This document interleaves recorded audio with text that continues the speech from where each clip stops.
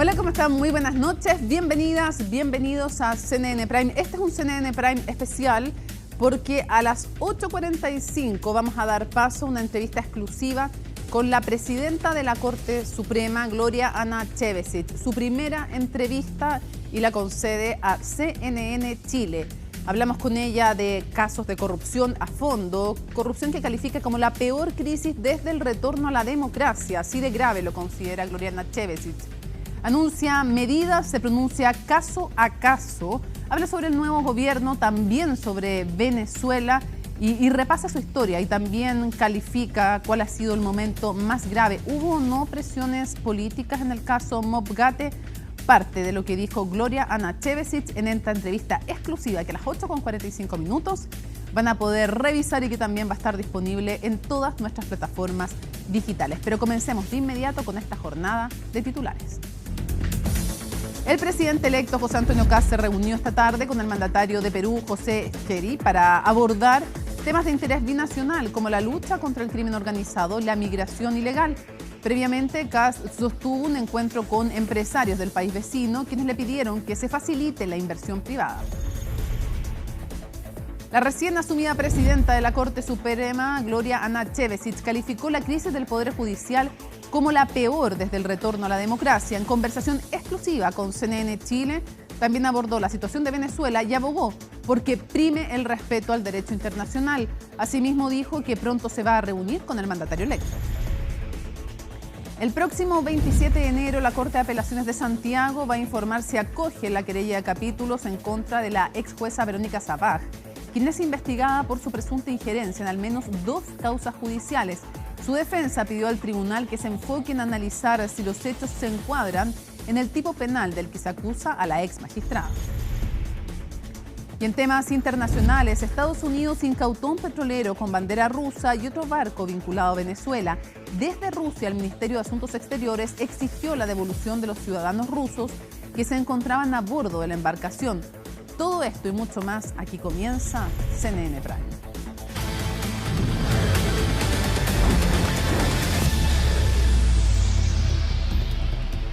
Bueno, comienza a analizarse a raíz de que febrero es momento de periodo de receso legislativo y comienzan a analizarse todas aquellas iniciativas que la verdad es que no van a poder ser cubiertas en este periodo. Entonces hay una discusión importante, interesante y de todo ello nos cuenta Francisca Cárdenas desde el Congreso Nacional. Qué gusto, Francisca, ¿cómo estás? Buenas noches. Hola, ¿qué tal? ¿Cómo Hola. estás? Muy buenas noches y varias reacciones en lo que es una agenda de aceleración de proyectos por parte del Ejecutivo para que se puedan tramitar rápidamente en lo que queda, digamos, de mes de enero, solamente este mes de trabajo legislativo para ya pasar a todo lo que es el receso en febrero y luego a marzo, que se va a ver la nueva distribución de nuevas fuerzas políticas de distintos diputados nuevos que van a llegar al Congreso, también senadores, y que va a ser más difícil, dicen parlamentarios del oficialismo, poder tramitar y despachar a ley proyectos simbólicos que eran parte del programa y son parte del programa del presidente Gabriel Boric y también de las promesas de campaña, como por ejemplo el proyecto de ley de eutanasia, también el proyecto de aborto legal, que es uno de los proyectos que se ha ingresado con distintas indicaciones por parte del Ejecutivo durante este año, las indicaciones nuevas, también lo que es el proyecto de ley de eutanasia, que ayer estaba como segundo punto de la tabla, pero se extendió muchísimo la discusión del primer punto de la tabla del Senado, que era la reforma del sistema político, que es otro de los proyectos también que el Ejecutivo está tratando de acelerar. Recordemos que hay dos, proyectos de reforma al sistema político, uno de los senadores, otro del Ejecutivo, que es complementario al de los senadores. Eso se extendió y la misma ministra de la SECPRES, Macarena Lobos, acusó maniobras dilatorias para no ver la ley de eutanasia que busca justamente el derecho a tener una muerte asistida para enfermedades terminales graves y ya sea un sufrimiento físico o psíquico intenso. Así que eso es parte de lo que se dio ayer, la discusión. Hay algunos parlamentarios que dicen que tienen la esperanza de que este proyecto puede llegar a ley y se puede ser despachado a ley durante el mes de enero. Otros dicen que no, que va a quedar para marzo y que ahí no existiría posibilidad de que se pueda despachar a ley por parte de las nuevas fuerzas políticas. Así que pasemos a escuchar parte de lo que fueron las reacciones, pero primero lo que dijo la ministra Macarena Lobos durante esta semana en medio de distintas tramitaciones y discusiones en el Congreso. Para nosotros el proyecto de eutanasia es prioridad, tal como lo ha dicho el presidente Boric, y nosotros insistiremos y lamentamos que hayan habido maniobras dilatorias para efecto de que no empezáramos el debate de este segundo proyecto. Ingresaremos discusión inmediata al proyecto de eutanasia con el fin de que quede en primer lugar de la tabla la próxima semana. Bueno, hay parte de lo que dijo la ministra, se buscó dilatar esta conversación porque no se discutió la ley de eutanasia, que era el segundo punto de la tabla, así que el gobierno le va a poner suma urgencia nuevamente para ya la próxima semana quede como primer punto de la tabla. Ayer había varios proyectos polémicos, también el tercer punto de la tabla era un proyecto que busca beneficiar a presos de Punta Peuco, que es un parte también de lo que se puso dentro de la lista y de la tabla para discutir y que varios parlamentarios del oficialismo también criticaban, así como otros proyectos también que hay en materia de seguridad que se van a intentar acelerar también por parte del Ejecutivo. ¿Qué pasa, por ejemplo, con las reglas de uso de la fuerza? Un proyecto que sigue en comisión, que ha sido extendida su discusión por varios meses y ha sido parte de los proyectos más difíciles de todo este periodo legislativo por parte no solamente de la oposición, con ciertos puntos técnicos en cuanto a los principios para tener reglas de uso de la fuerza para las policías y para las Fuerzas Armadas, la proporcionalidad, por ejemplo, la racionalidad, que son los puntos más polémicos, y por otro lado, la postura también del Partido Comunista en torno a la protección de los derechos humanos. Escuchemos entonces de parte de algunas reacciones políticas de durante la jornada en torno a la tramitación de todos estos proyectos de manera también acelerada que se busca no solamente por parte del Ejecutivo, sino que también por parte de algunos parlamentarios. Hay muchos proyectos que son relevantes. Yo también agregaría a esto la negociación ramal que ya ingresó. O sea, hay muchos proyectos que no van a ver la luz ahora, pero es importante empezar el debate, empezar a discutirlo acá, pero sin duda vamos a tener que priorizar. Yo creo que es muy importante que estemos avanzando, por ejemplo, con proyectos de educación. Ayer aprobamos ya un proyecto de ley que tiene que ver con la educación pública, que es una preocupación central de la ciudadanía hoy día, pero vamos a tener que establecer prioridades. No vamos a poder aprobar todo en enero antes que termine el periodo legislativo. Mire, yo tengo la impresión que el foco de la agenda legislativa va a estar puesta en las prioridades urgentes de los chilenos, que son sacar adelante la ley de inteligencia, sacar adelante lo que tiene que ver con probablemente reglas de uso de la fuerza, sería bueno que lo dejáramos resuelto, el fortalecimiento del Ministerio Público, también lo que significa la reforma constitucional que han ingresado en el tema gendarmería. Entonces yo entiendo que todos los sectores políticos tengan pretensiones de proyectos de ley que se tienen que discutir, pero acá el foco tiene que estar puesto en las prioridades de los chilenos. Bueno, hay parte entonces de las reacciones, vamos a quedar muy atentos, también hay otros proyectos, Sala Cuna Universal, todo lo que tiene que ver con el FES, el nuevo financiamiento de la educación superior, que es parte también de uno de los proyectos clave que ha estado durante esta jornada acá en el Congreso. También lo ha hecho el ministro de Educación, Nicolás Grau, ha estado ahí conversando con los parlamentarios para ver, y le decía, por ejemplo, durante esta jornada al senador Rojo Edwards si estaba dispuesto a legislar, si ellos estaban dispuestos a legislar como oposición. Así que así y otros también que se van a ir viendo durante los próximos días en las distintas comisiones para acelerar su tramitación en el Congreso. Muchísimas gracias a Francisca desde el Congreso Nacional. Reajuste del sector público y el FES tensionan las relaciones con el gobierno electo. Parlamentarios de oposición acusan que no existe financiamiento para las iniciativas y si avanzan como están, se tendrían que hacer recortes a beneficios sociales. Natalia Muñoz tiene los detalles. No son solo los 129 artículos con normativa de amarre los que complican a la ley de reajuste al sector público. También el costo fiscal de 1.700 millones de dólares, que no se provisionó completamente en el presupuesto de este año y en la negociación con los funcionarios a contrata. Cuando discutimos la ley de presupuesto, nosotros hicimos esta advertencia. El gobierno hizo caso omiso a esta discusión, porque el gobierno hoy día presenta una ley de reajuste para que la gente se haga una idea en números de 1.700 millones de dólares más o menos, que es el costo total. De eso el gobierno guardó para pagar el reajuste del año 2026 solo 660 millones de dólares. Nosotros estamos discutiendo el reajuste del sector público que a todas luces está desfinanciado. Nosotros se lo dijimos en la discusión del presupuesto al ministro, tuvimos un altercado, acuérdate que le rechazamos el presupuesto porque él no quiso transparentar. Nosotros decimos, bueno, ¿de dónde los va a sacar el gobierno? Pero resulta que es el próximo gobierno. Faltarían más de 1.100 millones de dólares.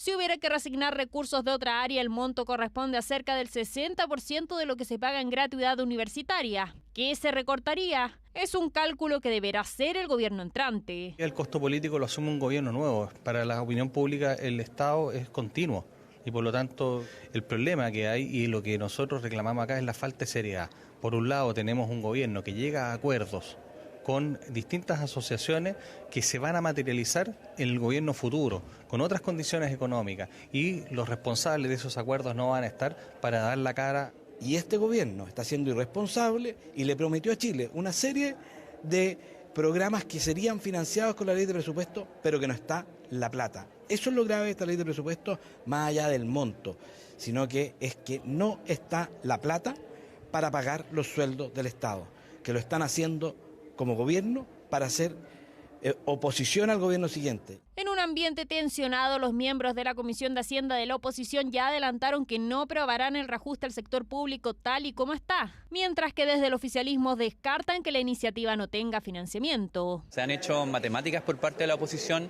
que no son ciertas y que terminan confundiendo a la ciudadanía respecto de cómo van a recibir los servicios sociales que están garantizados por el Estado.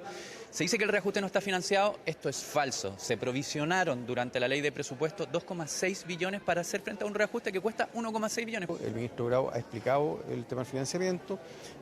Yo creo que lo que pretende la derecha más bien tiene que ver con adelantar el cumplimiento de sus previsiones programáticas respecto de ciertos recortes en áreas sensibles, y creo que en el fondo están poniéndose en parche de artillería. Otro proyecto con polémica en sus recursos es el que reemplaza al CAE, el Fondo de Financiamiento de la Educación Superior, FES, que tuvo nuevas advertencias por parte del Consejo Fiscal Autónomo respecto a un efecto fiscal deficitario a largo plazo. En total, el efecto sobre la línea, es decir, diferencia entre ingresos y gastos que impactan el patrimonio neto del gobierno central, es deficitaria.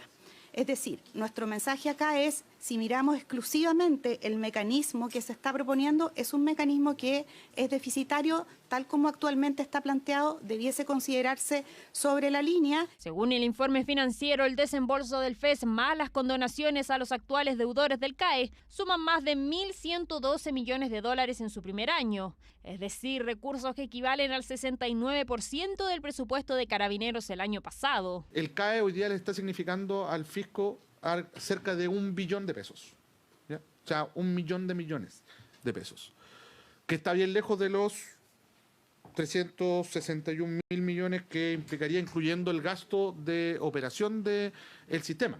El FES tiene muy complicado su avance y el reajuste al sector público ya está trazado en tramitación.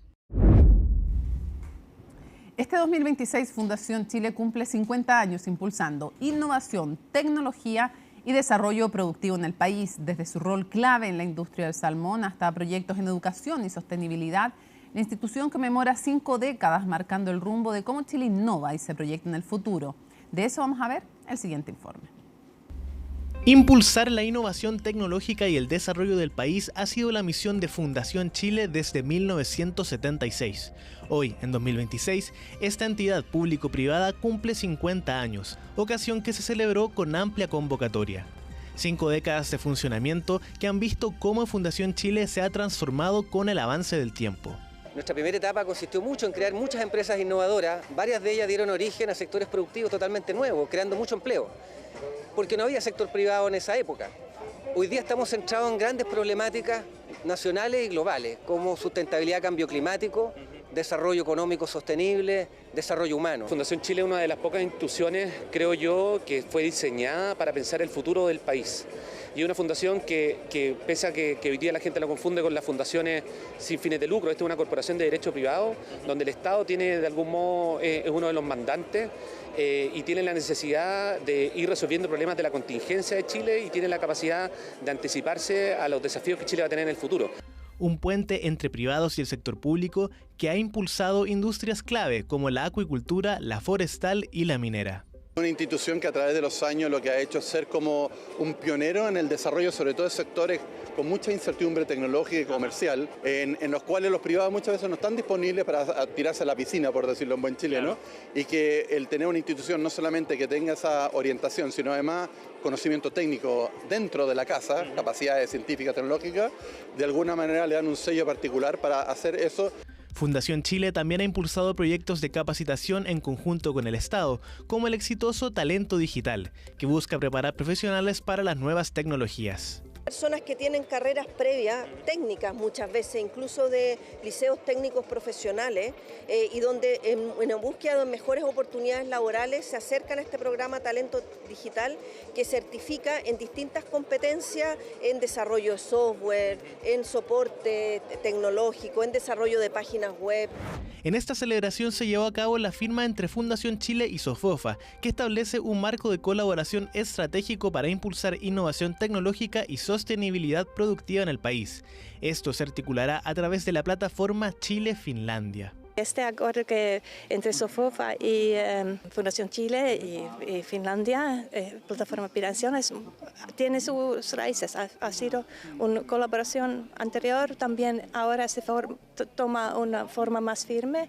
Muy feliz que tenemos este. Toda esta colaboración pública-privada, instituciones como Sofofa también son fundamentales para sumarse a estas iniciativas, y dado el contexto que necesitamos un país que dé certeza, que tengamos permisos más ágiles, fuimos a buscar dónde estaban la mejor evidencia, dónde estaban los mejores estándares. Finlandia tiene gran parte de esos estándares.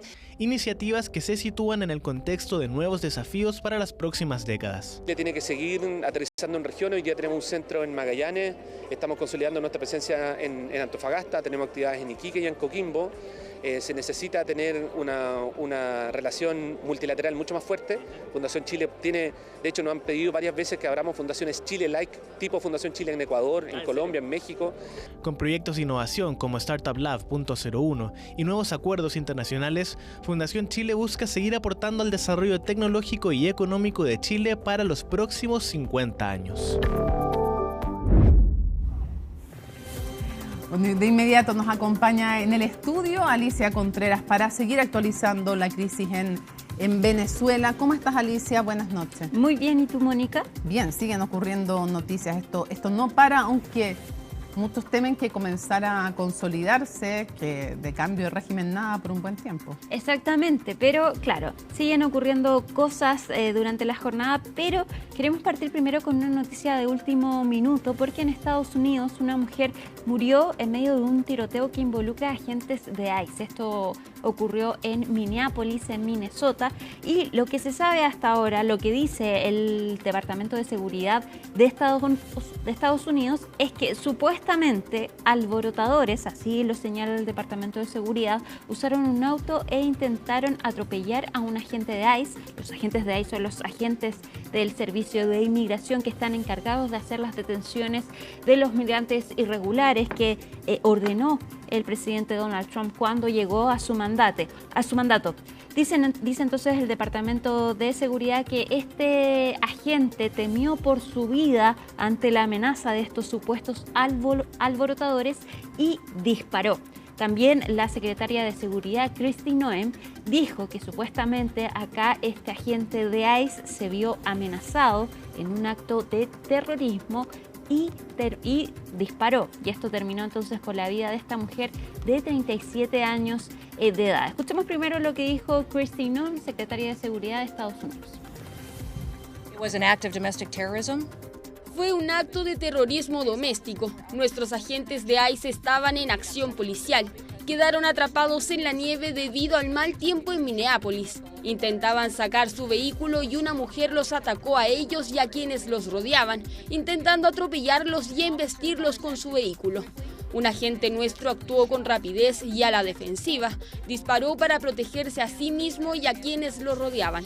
Entiendo que ella fue alcanzada y falleció. Seguimos recopilando información. Esto demuestra las agresiones que sufren nuestros agentes de ICE y las fuerzas del orden a diario.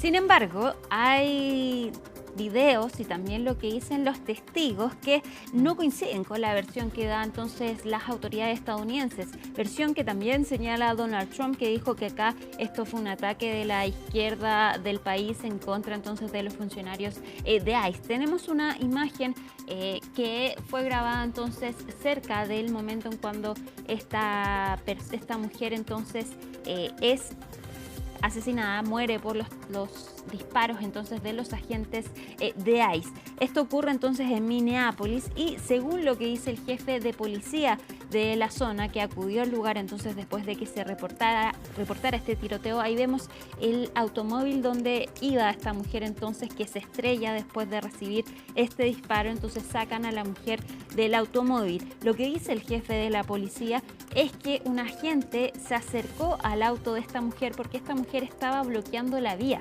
dentro de su automóvil. Un agente se acerca y ella comienza a alejarse dentro del automóvil, comienza a mover su vehículo, pero ahí en ese momento entonces se registran disparos y el auto entonces se estrella en un costado de esta calle. Muere inmediatamente esta mujer de 37 años, blanca, madre de 3 hijos, que no era ningún objetivo de los agentes de ICE. Básicamente se topan con ella porque bloquea entonces la calle y ahí el agente se acerca y no sabemos qué ocurre en este intercambio de palabras, pero finalmente termina con que él saca su arma, dispara y ella entonces se estrella su auto y muere en este hecho. Rápidamente las autoridades de la zona cuestionaron el actuar de los agentes de ICE. El alcalde de Minneapolis dijo que esta teoría de que él actuó en defensa propia es una estupidez, así lo dijo, y también exigió a los agentes de ICE que se retiraran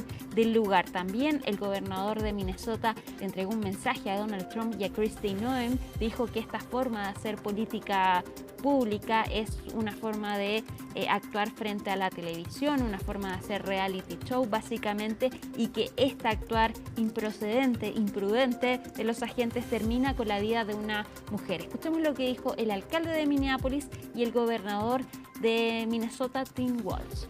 Es poco lo que puedo decir para mejorar esta situación, pero tengo un mensaje para nuestra comunidad, para nuestra ciudad y para ICE.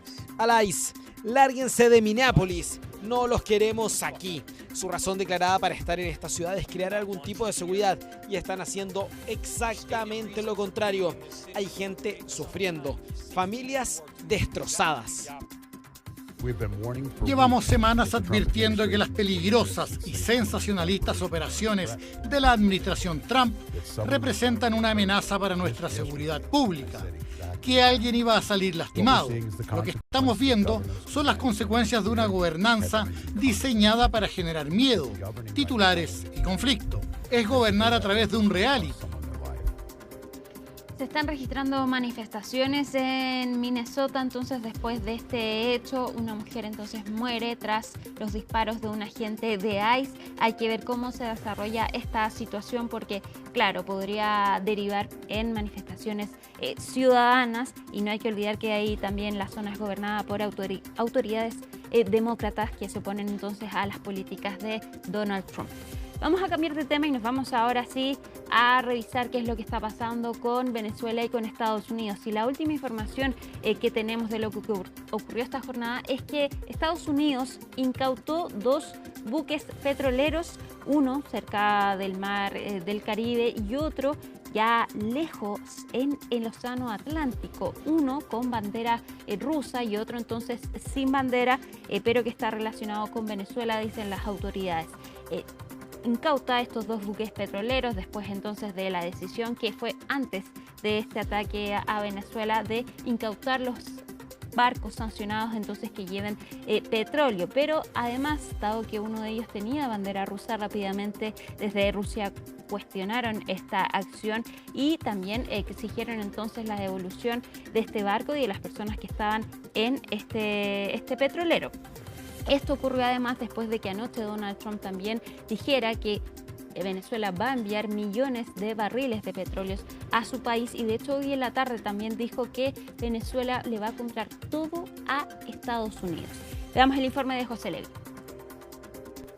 Han sido momentos tensos en el norte del Océano Atlántico cuando las fuerzas estadounidenses abordaron el buque petrolero Vela 1, que se encontraba a 300 kilómetros aproximadamente al sur de Islandia. Esto cuando había una presencia aparentemente en la zona de un submarino, de otras naves rusas, y esto cuando también había presencia de aviones de reconocimiento, de aviones de ataque, especialmente de Estados Unidos, también del Reino Unido.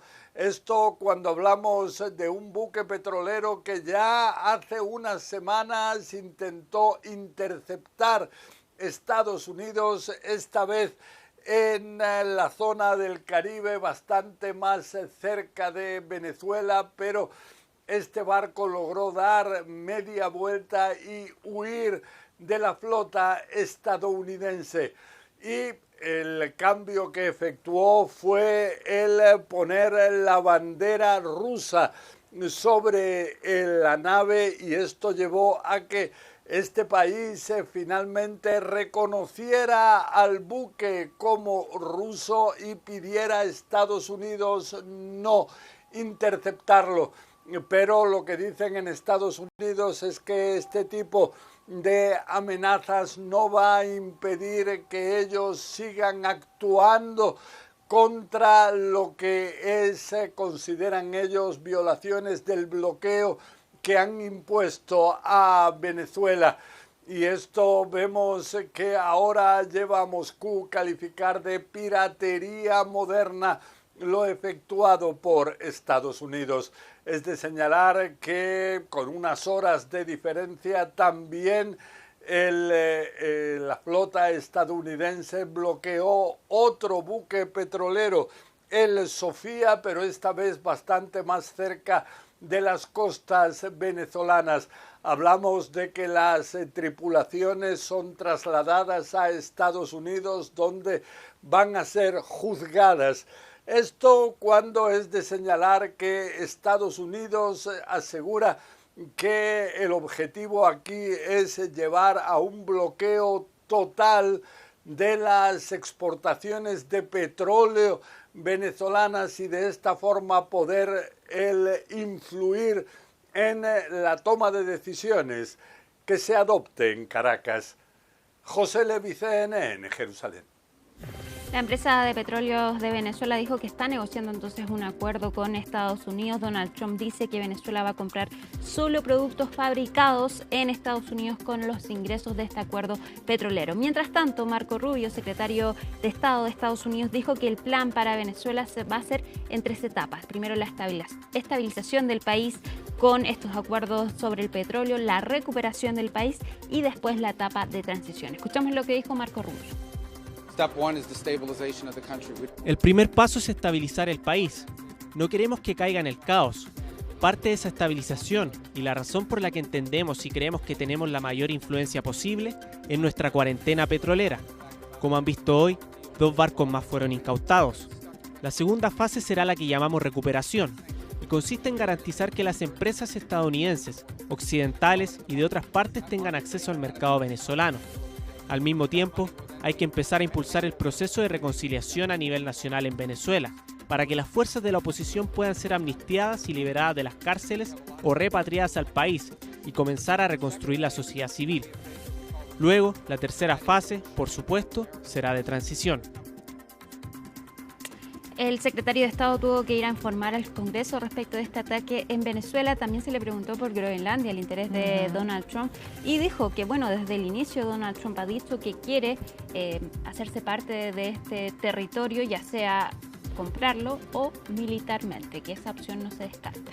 Ahora, en medio de todo esto de la geopolítica, de los grandes temas, bueno no olvidar a los venezolanos y la información que hay de organismos que vigilan y cuidan los derechos humanos. Es gravísimo como hoy día, a esta hora, 8:28 en Chile. La verdad es que en Venezuela lo que está pasando es que se intensifica la represión. Hay una represión brutal a periodistas, a disidentes. Gravísimo lo que está pasando en estos momentos en Venezuela. Sale un dictador, pero el régimen permanece incólume. Alicia, muchísimas gracias. Nos vamos juntas a la pausa y volvemos con más a CNN Prime.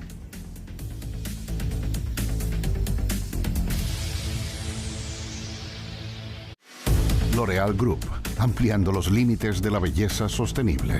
Está presentando CNN Prime.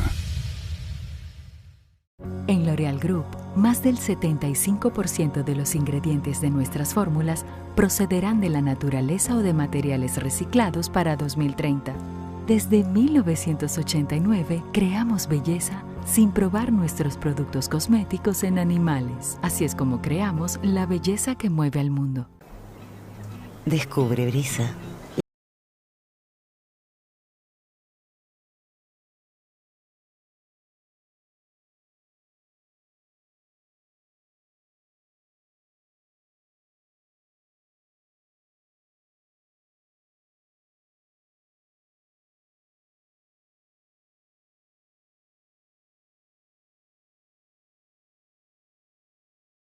En Canon Home. Ponerte una meta cambia el ritmo de tu vida. Te transforma. Te impulsa a ir más allá. Y cuando la alcanzas, ¿qué viene después? Alto rendimiento es entender que la meta no es un final, es un nuevo comienzo. Y tus metas son nuestro punto de partida. Itaú Corporate, auspiciador oficial del Ironman 70.3 Pucón 2026. Tú en Chile, tus inversiones en Estados Unidos. Abre tu cuenta de inversión internacional, invierte en miles de acciones y ETFs, 100% digital, seguro y regulado. Abre tu cuenta internacional. BTG Pactual.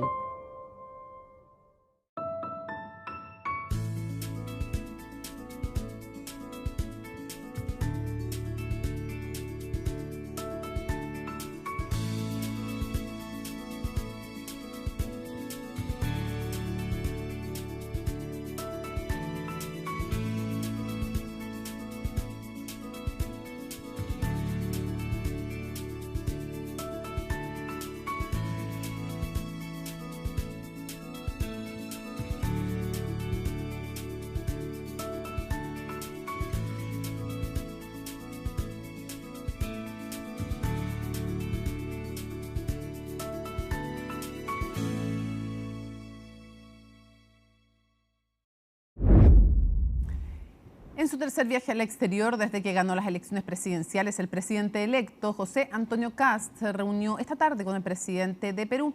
Ambos destacaron la importancia del trabajo bilateral en temas como inversión, lucha contra el crimen organizado y la inmigración. Kast sostuvo además un encuentro con empresarios del país vecino, quienes pidieron que las nuevas autoridades chilenas faciliten la inversión privada.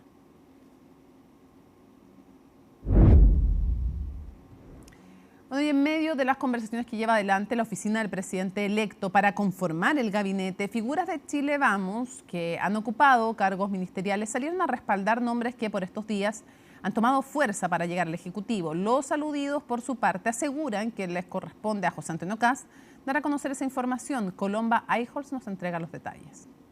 A pocos días de que se cumpla el nuevo plazo autoimpuesto por el presidente electo para dar a conocer su gabinete, más de una cara conocida transita por estos días en la Gloria 88. Algunos van simplemente de visita, pero otros ya cuentan con credencial para ingresar. Martina Rau, Claudio Alvarado y Jorge Quirós son algunos ejemplos, mientras que el senador José García Ruminot, que suena para encabezar la SECPRES, e Iván Poduje, carta para el Mimbu, han aprovechado de participar en encuentros. Hay que esperar los anuncios oficiales. El presidente electo, José Antonio Kast, tiene que tener hasta el último minuto la más amplia libertad, la total libertad para designar a su gabinete, así que yo les ruego que me excusen, me disculpen, pero no me voy a pronunciar sobre eso. El único que puede confirmar el nombre es el presidente Kast, y no ha confirmado nada, así que en ese contexto yo no me doy por enterado. Sin embargo, fue la propia secretaria general del Partido Republicano quien adelantó nombres que ya estarían confirmados, como Poduje, Arrau en Obras Públicas y Alvarado en Interior. Eventuales designaciones que un exministro de Sebastián Piñera ve con buenos ojos. A Claudio Alvarado lo conozco mucho, me tocó trabajar con él, tengo la mejor opinión y creo que en el puesto, si es que el presidente electo lo convoca, es un extraordinario servidor público con mucha experiencia, ¿no? Con mucha capacidad Martín Arrau también me tocó conocerlo, fue intendente de la región del Ñuble, también muy destacado, servidor público, así que es gente preparada, gente capacitada. Capacidad que en el sector también creen que tiene el empresario y gerente general de Quiñenco, Francisco Pérez Maquena, para liderar la Cancillería, pese a los cuestionamientos que ha hecho el oficialismo a su perfil. Hay que esperar a que el presidente electo decida quiénes van a ser. Ojalá las personas que ingresen al gabinete sean de la talla que tiene Francisco Pérez y ojalá gente como él y muchos otros estén dispuestos a colaborar en el servicio público. Así que no me voy a referir a los designaciones que pueda hacer el presidente porque no las conozco. Como tampoco se conoce el nombre de quien asumirá una de las carteras más relevantes para el próximo gobierno, Seguridad Pública. Si bien se hablaba del ex candidato presidencial Johannes Kaiser, la idea se ha diluido en el último tiempo. Con todo, la presencia de los libertarios en el gabinete aún podría ser una opción y en ese contexto el diputado entregó un listado de nombres que estarían disponibles. Quizás esos nombres existen y simplemente se han reservado de mejor manera esos nombres. La verdad es que, insisto, vuelvo a lo mismo.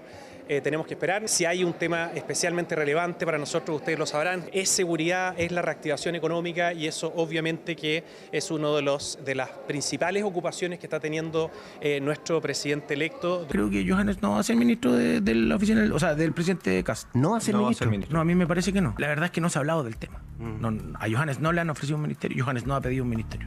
Como tampoco lo ha hecho José Luis Daza, quien sonaba para encabezar Hacienda o Economía. Sin embargo, esa idea ya se descartaría, pues Jorge Quiroz asoma como la carta para manejar la billetera fiscal, mientras que el economista que hoy ejerce en el gobierno argentino no estaría disponible para asumir otro desafío. Para el próximo 27 de enero quedó fijada la resolución de la querella de capítulos ingresada en contra de la exministra de la Corte de Santiago, Verónica Sabaj. Según la Fiscalía, la exjueza habría revelado información privilegiada al abogado Luis Hermosilla y le habría ofrecido colaboración en la redacción de los recursos judiciales. Miguel Ángel Araya con los detalles. Tras varias semanas de postergación, este miércoles la 9ª Sala de la Corte de Apelaciones de Santiago revisó la querella de capítulos presentada por el Ministerio Público en contra de la exministra del mismo tribunal, Verónica Sabaj. La jueza, removida por el Pleno de la Corte Suprema, está siendo indagada por presuntos delitos de cohecho agravado, violación de secreto y prevaricación judicial, a raíz de sus conversaciones con el abogado Luis Hermosilla. No puedo referirme al caso en particular, por favor, pero sí la figura que establece el tema del cohecho y una figura del cohecho agravado dice relación con el empleado público que acepta para sí un beneficio o un beneficio de un tercero. Y aquí lo importante es que basta el ofrecimiento, más allá de que eso se concrete, ¿no? Y es que entre los antecedentes quedaron develados los chats entre Sabaj y Hermosilla, los que evidenciarían la supuesta ayuda de la ex jueza al jurista a través de diversas vías. Según Fiscalía, la ex ministra habría entregado asesoría jurídica y estratégica en la preparación de un eventual recurso de amparo en favor del expresidente Sebastián Piñera en el caso Dominga, como también le anticipó resoluciones de otras causas judiciales. Su defensa enfocó sus alegatos en cuestionamientos procesales y en que los hechos no serían delitos. Nosotros lo que hemos discutido básicamente es la calificación que se tiene que hacer de conductas. El hecho de que un determinado acto pueda o no ser un delito, eso le corresponde en definitiva establecerlo a los tribunales y no a la sola imputación del Ministerio Público. La causa se encuentra actualmente desformalizada, sin embargo, el Ministerio Público busca el desafuero de la exministra, ya que en caso de avanzar con la querella de capítulos, el ente persecutor podría solicitar medidas cautelares en su contra. Cuando el Ministerio Público quiera presentar acusación o solicitar medidas cautelares como la prisión preventiva, debe necesariamente cumplir con este trámite previo. La querella de capítulos únicamente versa respecto de delitos que estas personas hubieran cometido en el ejercicio de sus funciones. No existe para delitos comunes. Los favores hechos a Hermosilla serían un gesto de una supuesta reciprocidad, ya que en marzo de 2020, Verónica Sabaj le habría pedido ayuda al abogado para llegar a convertirse en ministra de la Corte de Santiago, lo que días después, en abril del 2020, se concretó. A lo menos hay en ese aspecto dos causas con rol de alzada que dan cuenta de aspectos en los cuales nosotros consideramos que hay injerencias, a lo menos indebidas, que eventualmente pueden constituir esa infracción penal. sin perjuicio de que el tipo penal, a nuestro entender, no exige el resultado, entendemos que también hay algunos resultados, pero bueno, eso es materia propia de la investigación. La resolución del Tribunal de Alzada Capitalino se conocerá el próximo 27 de enero. Aunque sea cual sea el resultado del desafuero, este podría ser apelado ante la Corte Suprema.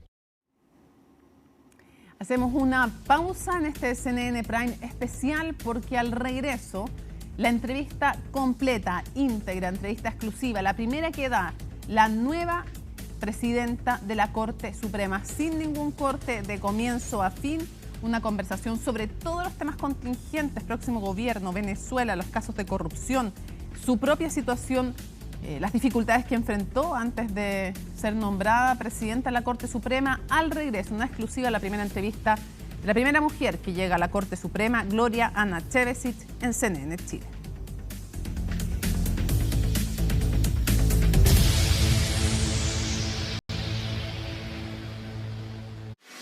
L'Oréal Group, ampliando los límites de la belleza sostenible, está presentando CNN Prime.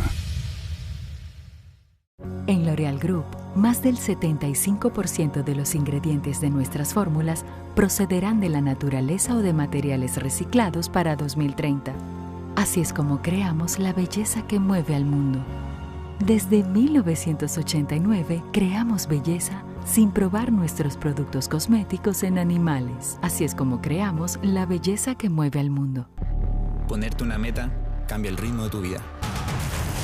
Te transforma. Te impulsa a ir más allá. Y cuando la alcanzas, ¿qué viene después?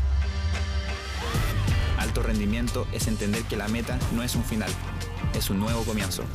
Y tus metas son nuestro punto de partida. Itaú Corporate, auspiciador oficial del Ironman 70.3 Pucón 2026. ¿Y a tu empresa qué te echa el ojo? Si te roban, va a ser difícil levantarlo. Peor aún, si no tienes espalda. ¿Te subieron las pulsaciones? Te pillé, compadre. Te pillé. Te pillé es el único sistema de seguridad para empresas que no graba robos, los evita. No sea usted la próxima víctima y contrate su tranquilidad en tepillé.cl. ¿Y si mejor corres a contratar Te pillé? Esbio obtuvo el segundo lugar en los reconocimientos empresariales Conecta 2025 de Pacto Global Chile de las Naciones Unidas en la categoría Derechos Humanos, gracias a su iniciativa Acceso Universal a Agua Potable y Saneamiento. Este reconocimiento refuerza el trabajo colaborativo que estamos haciendo junto a gobiernos regionales, municipios y servicios sanitarios rurales para garantizar el derecho humano al agua y saneamiento en zonas tan necesarias y fundamentales como es en las zonas rurales. Así Esbio contribuye a reducir las brechas de acceso al agua y los efectos de la crisis hídrica. Nuestro desafío es aportar a la equidad territorial con soluciones concretas que permitan ayudar a mejorar la calidad de vida de las personas que más lo necesitan. Tú en Chile, tus inversiones en Estados Unidos. Abre tu cuenta de inversión internacional, invierte en miles de acciones y ETFs, 100% digital, seguro y regulado. Abre tu cuenta internacional. BTG Pactual.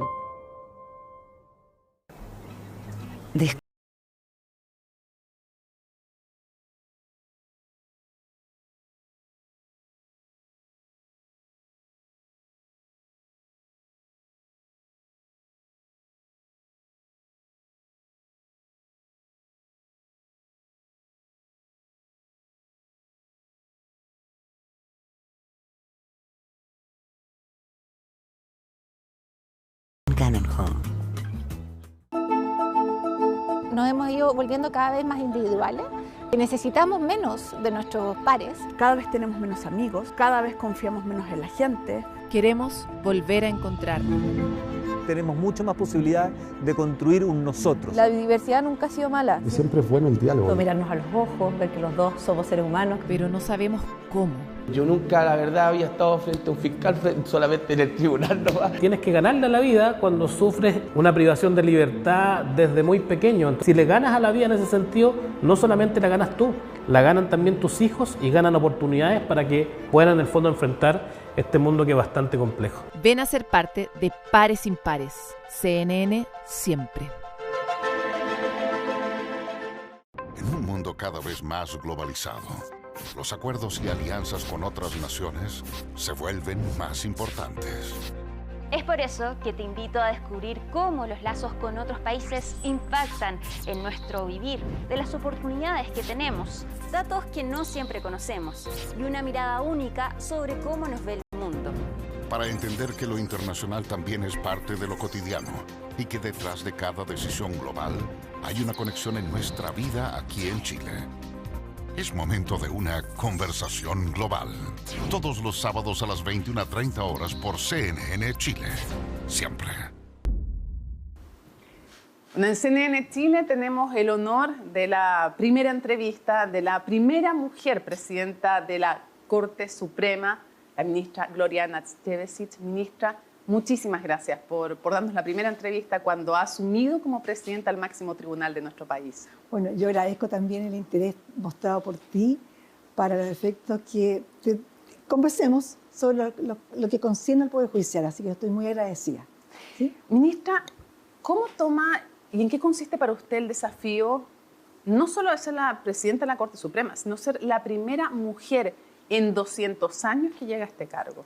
Bueno, es, como lo he dicho, una experiencia muy significativa porque, en definitiva, yo creo que eso impacta a la sociedad, a las niñas, a las adolescentes, a las mujeres, en el sentido que, no obstante existir barreras de género, con trabajo, con estudio, con perseverancia, se puede superar aquello y lograr lo que cada mujer necesite para poder desarrollarse profesionalmente. Se demoró harto la Corte Suprema en tener una presidenta, 200 años es como harto. Bueno, en realidad es efectivo, sí, porque se ha cumplido una tradición institucional que en cierta medida es buena porque impide que haya ciertos grupos al interior de la Corte Suprema que vayan generando acuerdos para promover a alguien en particular. Que se respetara la antigüedad. Claro, para que se respetara la antigüedad.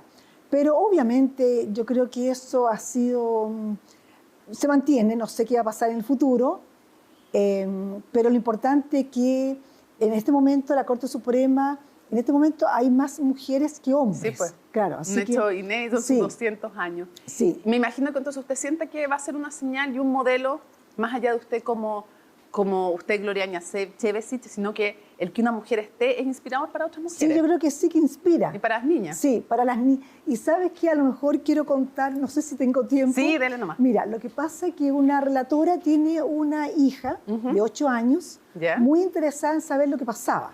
Ah, ya. Y cuando supo que a mí me habían nombrado como presidenta de la Corte Suprema, le dijo a su madre: mamá, por favor, felicítala de mi parte. Entonces, bueno, la relatora me dijo, mi hija que se llama Elera, sin H, le mandó muchos saludos y estaba muy feliz que usted haya sido nombrada. Ah, le dije, qué bien. Entonces ella le transmitió a su hija esto que me había transmitido, estas felicitaciones, pero le dijo, una niñita de 8 años, le dijo, ¿y le dijiste que yo era presidenta de curso? O sea, era un mensaje, un saludo de una presidenta. De presidenta a presidenta. De presidenta a presidenta. Claro. O sea, empoderada. Claro, ya, totalmente. Qué alegría que sea sí. así, ministra. No, fue muy lindo, fue una ternura y yo no canso de comentarlo. O sea, cómo hasta una niñita de 8 años... Le impacta. Le impacta. Sí, pues. Sí. Ministra, ¿qué abogado, qué juez es un modelo para usted? ¿Qué abogado o qué juez es un modelo para mí? Nunca lo he pensado, no, yo creo que, o sea, una persona en particular o sí. No, ¿tiene un abogado, alguien que sea así como una referencia para usted? Es que nunca lo he pensado, así que no podría anticipar una respuesta. No, si usted tuviera que decirme cuál ha sido hasta ahora alguno de los momentos o el momento más duro de su carrera, más difícil o más desafiante, ¿cuál sería? Asumir el caso Mopgate, ¿sí? Fue bastante duro, con una presión que se sentía en el medio ambiente, pero que en realidad a mí no me hizo mella. Yo sabía que tenía un compromiso conmigo misma y bueno, y con la justicia, con el Poder Judicial, de cumplir mi labor a cabalidad. Pero se sentía en el ambiente la presión política. Bueno, evidentemente, claro, sí, eso se existía en los medios de comunicación social. El ministro de Justicia de la época me dijo que yo era la señora Mop. ¿Cómo sintió cuando le dijeron señora Mop? En realidad, bueno, bien despectivo, primero pensé Ministerio de Obras Públicas, ya. Pero después, claro, o sea, el significado era la señora de la limpieza, pero bueno, estaba limpiando. O sea, no me causó o sea, bueno, fue incómodo. ¿Fue despectivo? Que un ministro de Justicia dijera eso y que después dijera en otra oportunidad que lo más probable que iban a morir todos los imputados, o en este caso los procesados, antes que yo fallara, dictar una sentencia.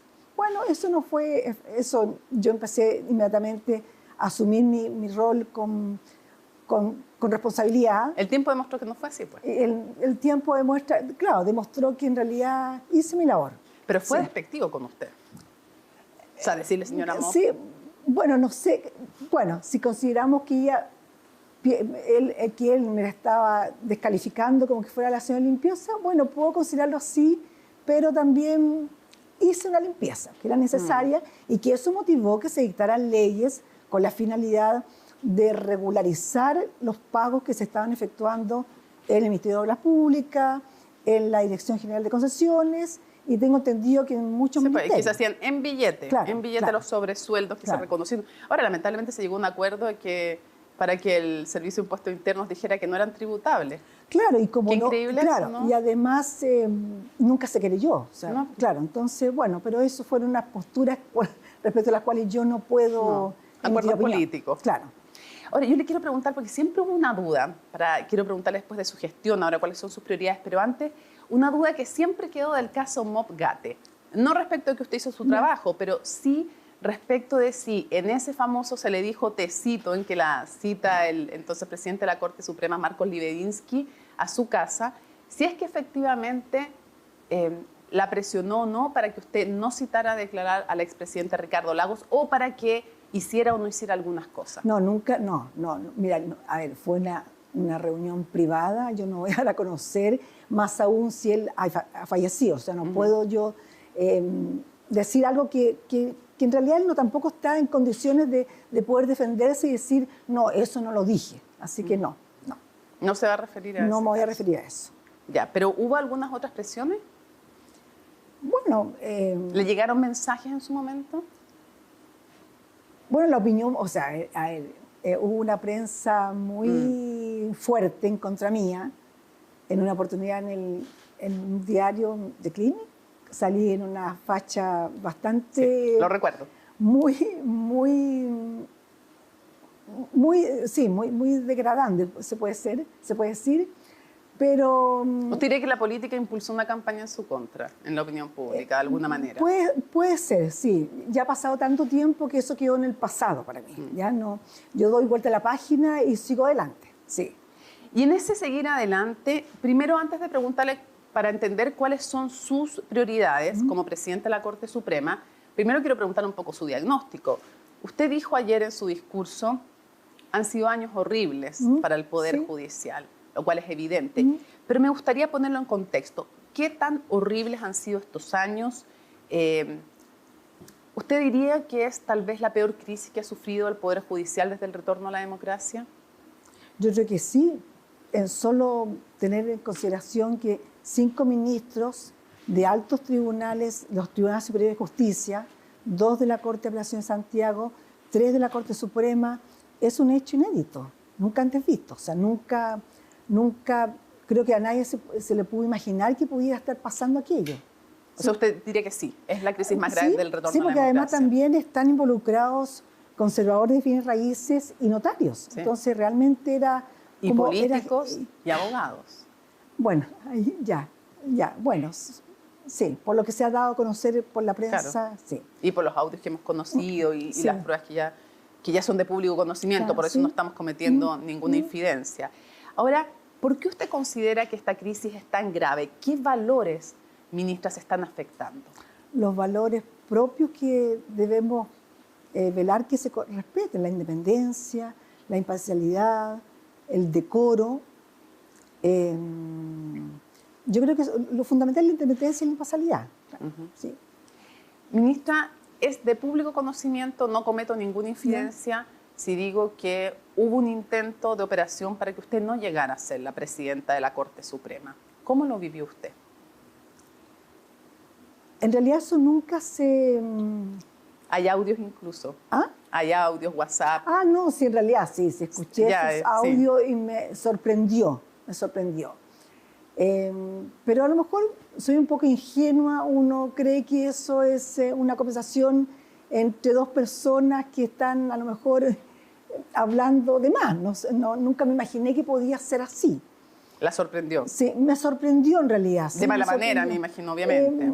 En realidad me sorprendió.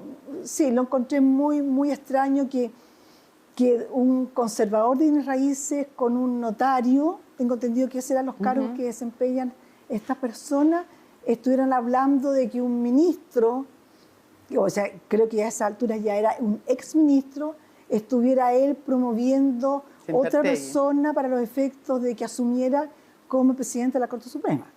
Pero eso nunca se habló en el Pleno, nunca nadie dijo esto no es verdad, esto es efectivo, porque en un tribunal colegiado no hay ningún inconveniente que alguien diga, oiga, ¿sabe que yo quiero ser presidente de la Corte Suprema o yo quiero ser presidente? Incluso cuando le correspondía al ministro Guillermo Silva, el exministro Cisterna, Cisterna lo verbalizó y lo puso... Claro, lo que pasa es que usted bien sabe, porque uno ha reporteado este tema, y usted sabe que aquí no era solamente que alguien más quisiera ser presidente, sino que la idea es que usted no lo fuera porque había un temor de que usted iba a llegar a intentar impulsar mayor transparencia y limpieza.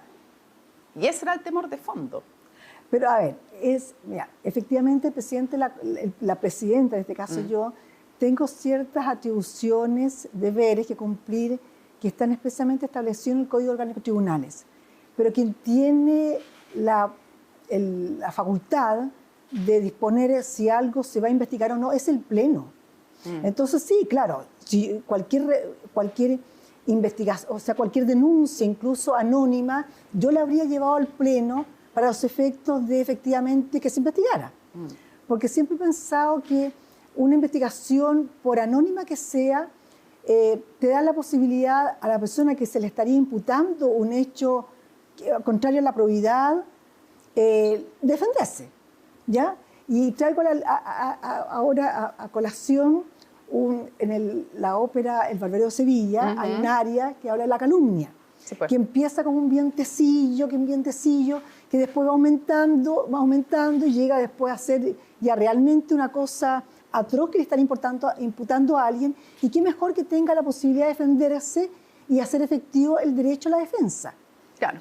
Ahora, se ha hablado mucho y también nos lo ha reporteado, ministra, que la Corte Suprema está de alguna manera dividida en dos bandos, algo que no es nuevo, digamos, ha pasado también en el pasado sobre distintos temas, pero que hay dos bandos entre los que se han resistido más a la transparencia, a las investigaciones, y quienes, como usted, yo me hago cargo de lo que estoy diciendo, han impulsado que se investigue, que se sancione y que se llegue hasta el fondo de estos casos de corrupción.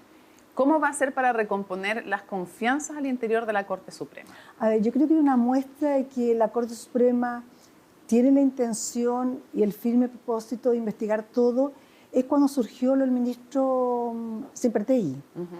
Porque cuando se dio a conocer en un medio de prensa escrita estos viajes... En reportea.cl. Claro, unos viajes con unos abogados que habían conocido una causa, inmediatamente el Pleno de manera unánime ordenó la investigación.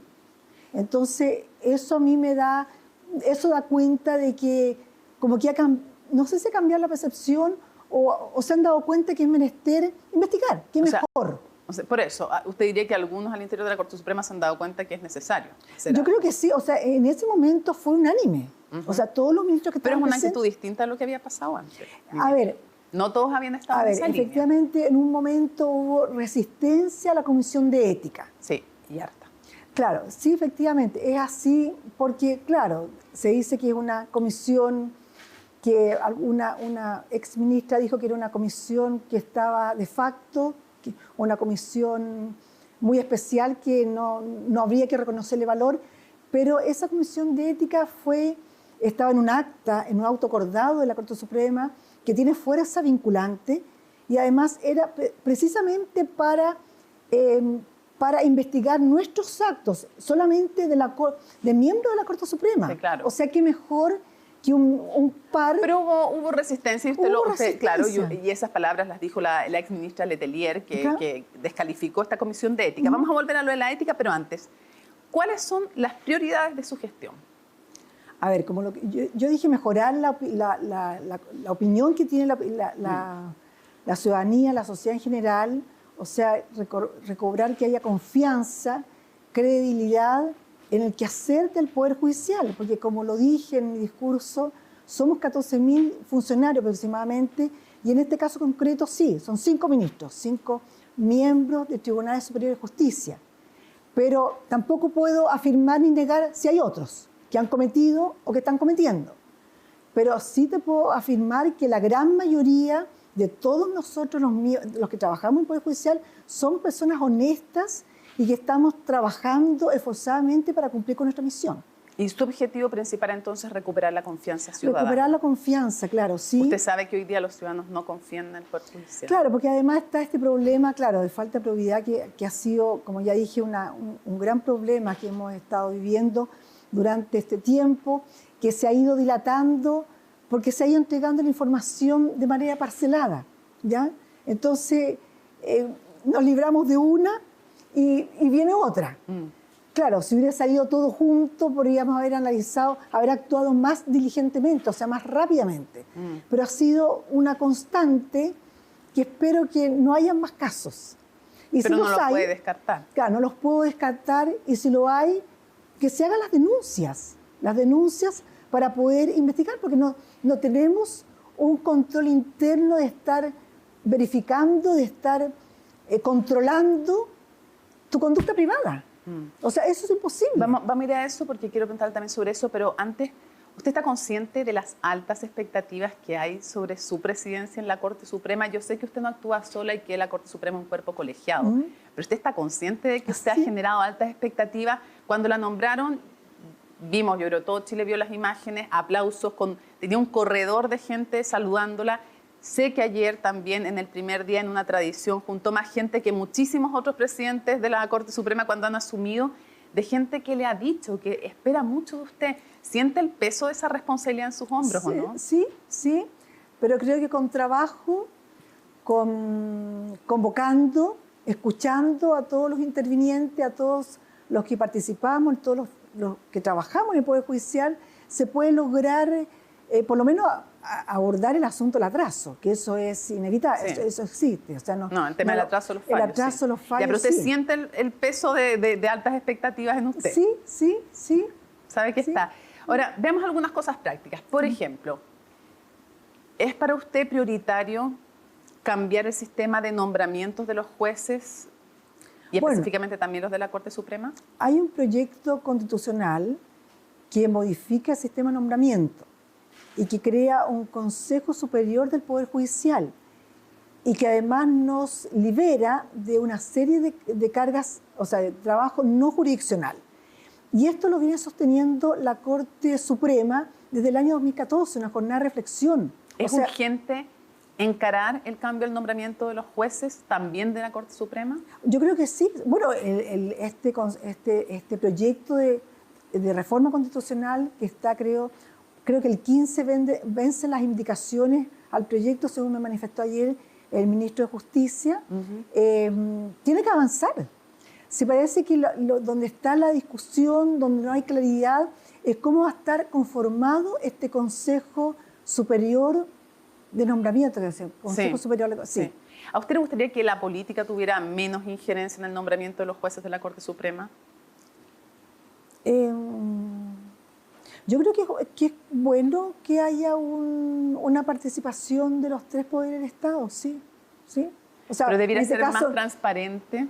Bueno, obviamente, tal vez también que en el Senado si hiciera la posibilidad que...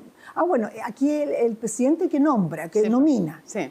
Y ahora ya está instalado en el Senado de que la comisión respectiva escucha al al nominado por el presidente de la República, le pueden formular sus preguntas, manifestar inquietudes Pero que se termine con todas estas reuniones, transacciones, conversaciones, claro, si en realidad intercambio de favores. Claro, si eso es verdad. Ha sido bien nefasto eso. Sí, en realidad, si efectivamente la comisión y posteriormente el Senado, que es el que en definitiva vota, tuviera presente aquello, sería, eso es lo correcto, en realidad lo correcto. Y que se cambie el sistema. Claro. Se debe cambiar también el sistema de nombramiento de los notarios y de alguna manera, porque ha sido súper difícil.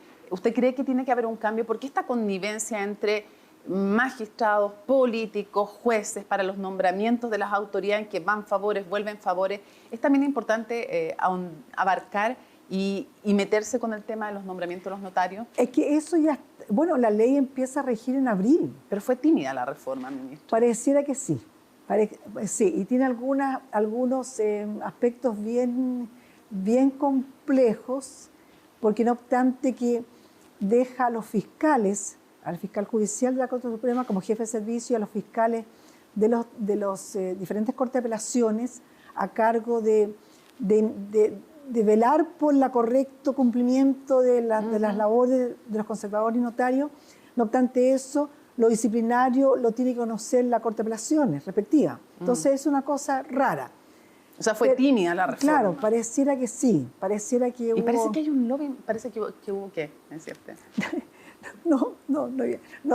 Bueno, pareciera por lo que se ha sabido, pareciera que, bueno, lo ha dicho el exministro Larraín, sí, pues, que salió A y terminó B, claro. Y que hay mucho lobby, mucha presión para que no se hagan cambios profundos.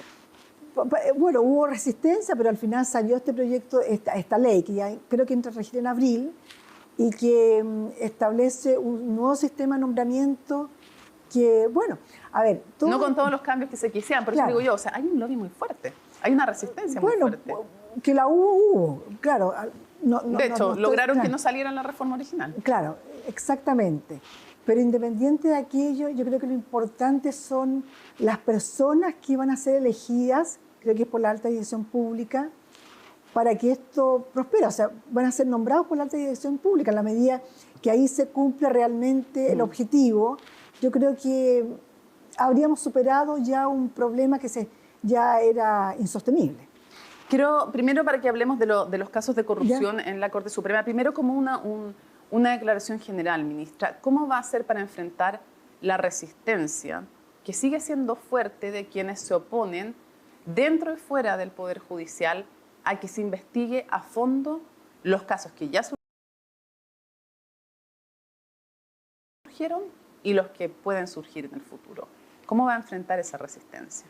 A ver, como dije yo, estoy partidaria que las denuncias puedan ser anónimas, porque aún existe el temor reverencial. Claro, un funcionario se debe ver un poco comprometido, o sea, complicado, de denunciar que el juez o la jueza que trabaja en su tribunal incurre en actos contrarios a la probidad, porque eventualmente puede afectársele ya sus calificaciones, si se trata de una contrata, no le renuevan la contrata. Pero en la medida que se hagan, y creo que el Pleno podría estar avanzando en aquello, porque si bien el acta no prohíbe las denuncias anónimas, se ha entendido que las denuncias anónimas no deberían ser, que la persona debería ser responsable de lo que denuncia. Pero se me ocurre a mí que el Pleno va a estar en esa postura que sean anónimas. ¿Y usted va a respaldar con fuerza?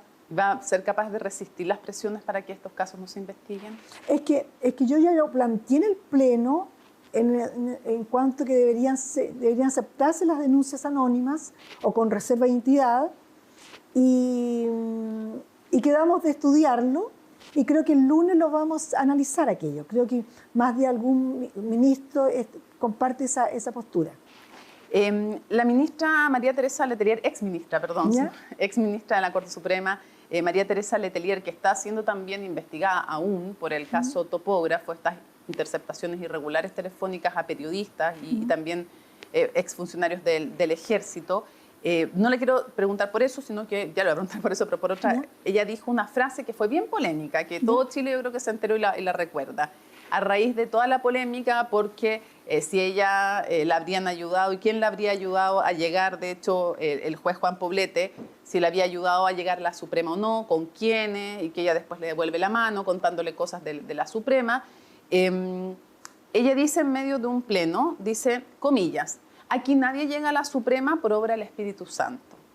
Y que los encara a todos en el pleno diciéndole aquello. Sé que lo dijo, evidentemente.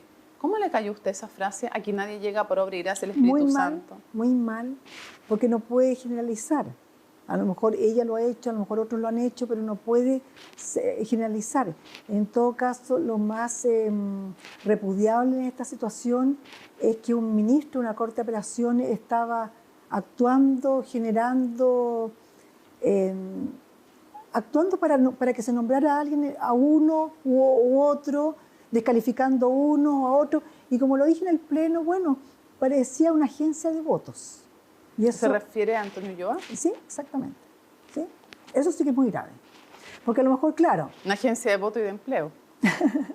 Bueno, pareciera que también iba por ahí. Sí, sí. Pero... Pero lo sintió como ofensivo cuando dice aquí nadie llega por el Espíritu Santo. Usted no le debe favores a nadie. No. Entonces, por lo mismo lo siente más ofensivo. Y yo creo que hay muchos que están en la misma situación mía. Sí, sí. Ahora, ¿qué le parece que el Parlamento haya destituido a 3 jueces de la Corte Suprema y a 1 de la Corte de Apelaciones? Hay quienes han respaldado aquello y otros no. ¿Cómo lo opinan? Más allá de que existe la facultad constitucional, nadie está cuestionando aquello. ¿Pero es conveniente que esto ocurra? Bueno, si no hemos actuado con celeridad que se requiere y el caso es gravísimo y estar ejerciendo una facultad, yo no tengo que respetar aquello, ¿ya? Pero, porque además hay que tener presente que el Senado actúa más rápidamente, o sea, el Congreso Nacional, porque los plazos son diferentes. Y además el Senado actúa como jurado y por lo tanto resuelve en conciencia. En cambio, nosotros tenemos todo un procedimiento que primero tiene que ser, iniciarse un proceso disciplinario. Aquí se aprueba, nosotros tenemos que aprobar valorar la prueba conforme a la sana crítica, o sea que es muy diferente el sistema que rige de valoración de la prueba, porque tenemos que dar fundamentos, o sea, no puede ser contrario a la lógica, a las máximas experiencias. Los tiempos son distintos, dice usted. Los tiempos son distintos. Pero entonces usted lo valora positivamente en el sentido que pudieron actuar más rápidamente frente a casos gravísimos. Sí. Y vamos a esos casos, a ver algunas pinceladas sobre algunos. El caso de Ángela Vivanco, destituida por la Suprema, pero además sancionada por sus propios pares. Sí. En resumen, ¿cuál es su opinión de la actuación de Ángela Vivanco? Usted, yo sé que fue ya de público conocimiento que tuvo un episodio bastante duro con ella. Duro estoy diciendo en el calificativo ético, si de eso estamos hablando, esto no es un tema personal. ¿Cuál fue su opinión respecto a su actuar? Bueno, gravísimo, y queda todo eso debidamente consagrado, considerado los fallos que dictamos en la Corte, y eso fue unánime. O sea, la sanción máxima que se le impuso fue 4 meses. Se la sancionó, sí, se la sancionó. Y después, bueno, y después vino cuerno de remoción. Sí. ¿Qué valores violó ella? ¿Ah? ¿Por qué es tan grave? ¿Qué valores, qué principios violó ella? El de independencia, imparcialidad. Esos son los fundamentales. Ella alega que no la escucharon bien, ella alega que no valoraron bien las pruebas, que no es efectivo lo que ustedes dicen de ella. Bueno, pero ahí está la sentencia de ambos casos, tanto de la sentencia que se pronunció respecto de la medida disciplinaria y después del cuerno de remoción. O sea, para usted efectivamente sí intervino en nombramientos, sí intervino en las composiciones de las salas, para usted eso es evidente. Sí. El caso de Antonio Ulloa fue un error que, a ver, necesito explicarlo a la gente porque la gente no tiene que necesariamente manejar esto, pero en el caso de Antonio Ulloa, que era ministro en la Corte de Apelaciones, y se ve también el caso Verónica Sabaj, otra ex ministra de la Corte de Apelaciones. En el primer caso de Sabaj, por intervenciones en nombramientos, en composiciones, en fallos, se habla de tráfico de influencias, en fin, de hartas cosas más. Y la destituyen a ella. Después viene el caso de Antonio Ulloa y se produce una división en la Corte Suprema. Son 14 los que están asistiendo, le estoy contando a la gente a esa sesión. Necesitaban 11 votos para destituirlo. Se dan 7 por dejarlo, 7 por destituirlo. Debo decir que usted estuvo por destituirlo. ¿Fue un error de la Corte Suprema no destituir a Antonio Ulloa desde su perspectiva? A ver, tanto los que estuvimos por destituirlo como los que estuvieron por no destituirlo dieron sus razones, ¿ya? Si lo importante es que en los fallos, en los votos, se den argumentos. Algunos parece que a nadie convenció el voto en contra, pero ellos sintieron que no cabía aplicar la máxima sanción para un funcionario público. ¿Pero por qué usted cree que sí había que sacarlo? También porque para mí esa para que le explique a la gente que no lee esos fallos, que no va a leer todo era muy grave que se mantuviera como ministro, ya sea en la Corte de Apelaciones de Santiago o en cualquier otro lugar que hubiera sido trasladado, porque los hechos en que incurrió para mí fueron gravísimos. O sea, había tráfico de influencia. Sí. Había un comportamiento indigno al cargo también. Exactamente, o sea... Uso del automóvil, además, prestándose-lo a un amigo. Él lo reconoció con su pareja. Claro, piensa que cuando uno asume un cargo de la judicatura, o sea, jueza, ministro, uno jura o promete respetar la ley y la Constitución Política de la República. Sí, pues. Y dentro de las leyes está el Código Orgánico de Tribunales, que también nos establece ciertas conductas que no podemos nunca adoptar. Y él las violó. Y además también, claro, aunque a esa época teníamos el Código de Ética iberoamericano, no estaba vigente el actual, pero ahí también te establece la serie de principios que uno debe respetar. Y él los violó, creo que todo. ¿Sí?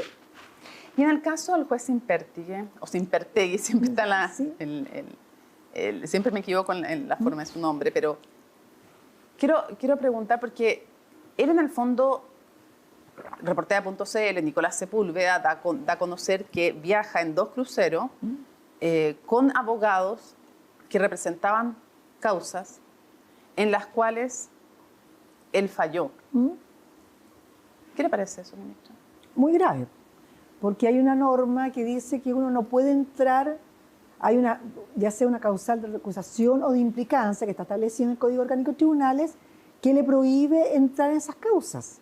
Y además hay una práctica en la Corte Suprema y en las Cortes de Apelaciones que tan pronto llega una causa, se estampan todas las inhabilidades. Lo primero que a ti te preguntan cuando tú asumes, te pasan un papelito. Dígame todas las inhabilidades que usted tiene, con parientes, con amigos, con abogados, con instituciones, y uno las estampa ahí para que las partes litigantes puedan saber. Claro, porque si no, no tienen cómo saber.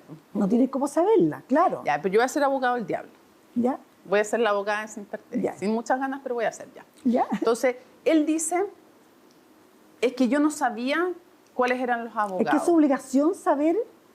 O sea, Era su obligación saber. O sea, era su obligación estampar, cuando asumió aquí, quiénes son sus amigos. ¿Qué abogados, con cuáles abogados tiene una relación de amistad que le resta imparcialidad? Claro. ¿Ya?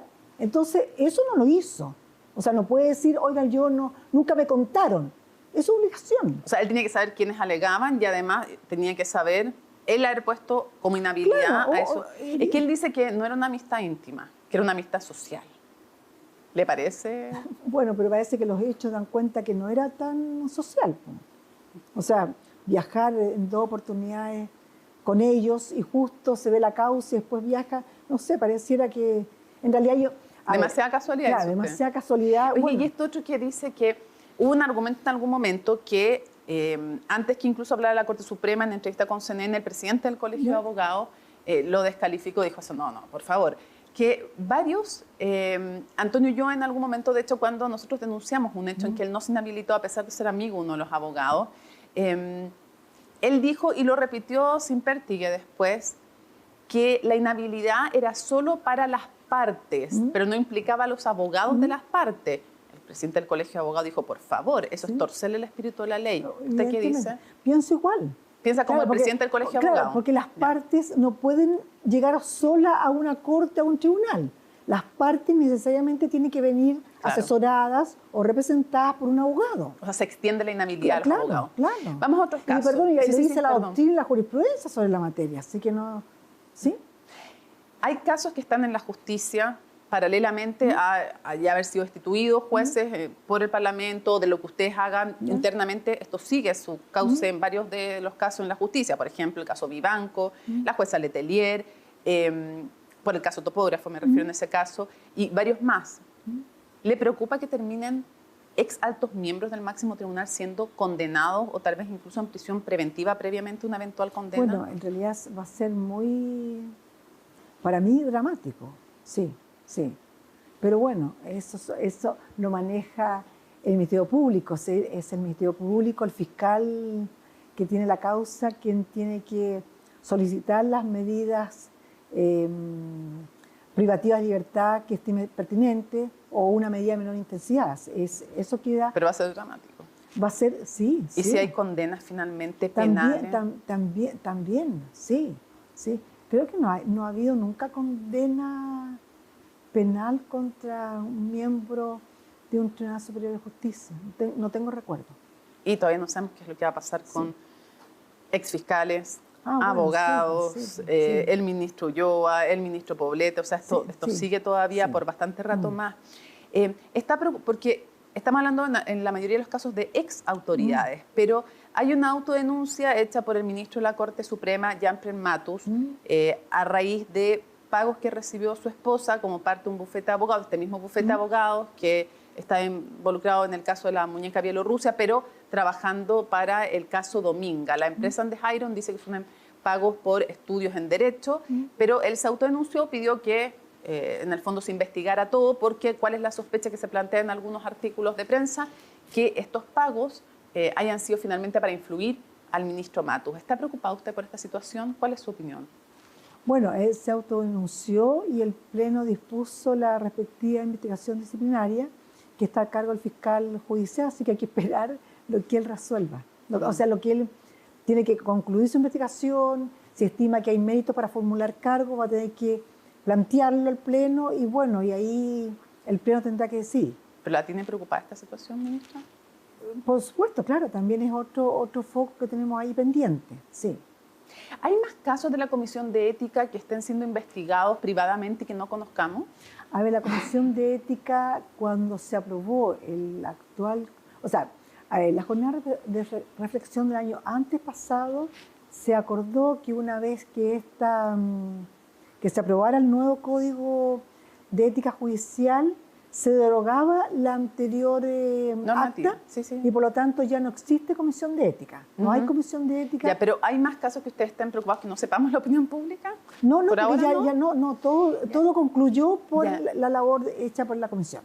¿Va a haber en su gestión un compromiso porque haya mayor transparencia en los conflictos de interés entre ministros de la Corte Suprema, ministros de Cortes de Apelaciones y abogados, partes, amigos, familiares? O sea, ¿va a haber un énfasis especial? ¿Podrían, por ejemplo, sumarse respecto a lo que han hecho otros poderes judiciales en temas de transparencia más activa? ¿Va a haber un compromiso en su gestión con eso? Es que las obligaciones de transparentar existen y entiendo, bueno, y tenemos la obligación de declaración de patrimonio, la declaración de intereses, que está en la ley. Incluso hemos aumentado la declaración de intereses respecto de autoridades que no están establecidas en la ley. Por ejemplo, los ministros consejeros, que somos miembros del Consejo Superior de la Corporación Administrativa, también jefe de departamentos. También... ¿Usted lo va a impulsar con más fuerza, que haya más transparencia? Por ejemplo, tal vez un registro público de quienes asesoran a ministros de la Corte Suprema, por ejemplo, se me ocurre. Es que yo no me imagino que nadie asesora a ministro de la Corte Suprema, jamás he visto que eso ocurra. Sí, lo que pasa es que a raíz del caso Hermosilla nos enteramos de que habían incluso periodistas que asesoraban a algunos ministros de la Corte. Bueno, yo creo que en este momento ningún ministro es asesorado por periodistas. No. Ya. No. Y entonces, ¿va a haber alguna medida más de transparencia adicional a las que ya conocemos en su gestión? ¿La está estudiando para...? O sea, ahí estamos analizando cómo avanzar en aquello, pero por ahora estamos cumpliendo con la ley.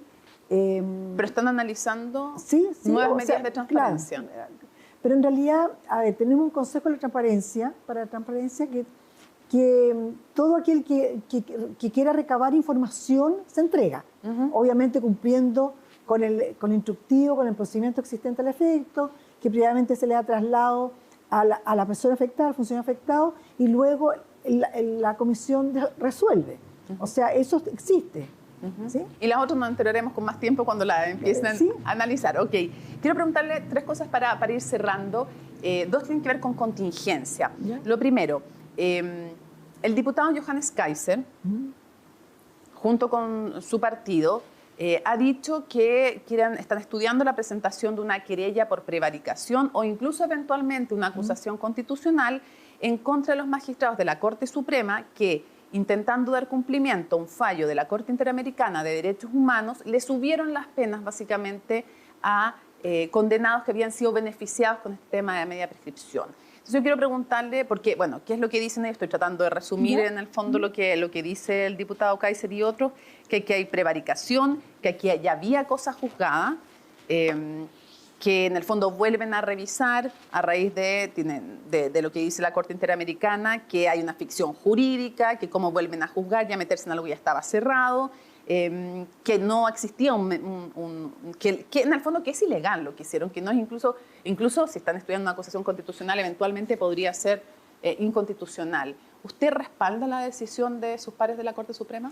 La Corte Suprema cumplió con su obligación, que es, valga la redundancia, dar cumplimiento a una sentencia dictada por la Corte Interamericana de Derechos Humanos, que condenó al Estado de Chile precisamente por haberse aplicado la institución de la media prescripción en varios casos a que se alude esa sentencia. Y esta obligación que tiene el Estado de Chile es a raíz de un tratado, en particular la Convención Americana sobre Derechos Humanos denominada Pacto de San José Costa Rica. Costa Rica, sí. Claro, que fue, mira, dice con fecha 22 de noviembre. Pero cuando dicen que ya era cosa juzgada y que están volviendo... Bueno, pero si nos estamos sometiendo, el Estado de Chile se está sometiendo a una jurisdicción internacional, a la jurisdicción, tenemos que cumplir aquello, tenemos que respetar los tratados. Entonces usted dice que es plenamente constitucional y legal lo que han hecho los jueces. Evidentemente, así. ¿Y qué le parece que los amenacen con una querella por prevaricación o con incluso una eventual acusación constitucional? Yo creo que ellos están tranquilos, y yo lo estaría. Cumplí con mi obligación de cumplir, valga la redundancia, con un tratado que hemos aprobado. O sea, usted lo respalda. ¿A usted le parece que es correcto lo que hicieron? Que el Estado de Chile adoptó. Y que, por lo tanto, tiene que ser cumplido por los tribunales chilenos. ¿Le diría algo al diputado Kaiser? No, nada. Bueno, él tiene derecho a plantear sus argumentaciones, pero yo, como si yo estuviera en el lugar de mis colegas de la segunda sala, yo estaría muy tranquila. Otro tema de la contingencia, bueno, usted sabe lo que ha pasado en Venezuela y se ha anunciado por parte de la Fiscalía que van a pedir una declaración, van a intentar pedir una declaración de Nicolás Maduro en el contexto del caso Ujeda, que usted bien conoce, ¿no? Y también otra de las cosas que se está estudiando eventualmente es el intento de pedir una extradición de Diosdado Cabello. En las condiciones actuales parece bien difícil, digamos, aquello, digamos. Le pregunto a usted, ¿cómo ve esa situación? ¿Cree que a raíz de lo que ha pasado hay posibilidad de que se avance algo más en Venezuela en este caso, o usted ve que todavía esto está muy difícil? Bueno, ¿y los Estados Unidos qué le parece la idea de pedir una declaración de Nicolás Maduro? A ver, debo entender que la Fiscalía de Chile, el Ministerio Público quiere pedir que declare Maduro.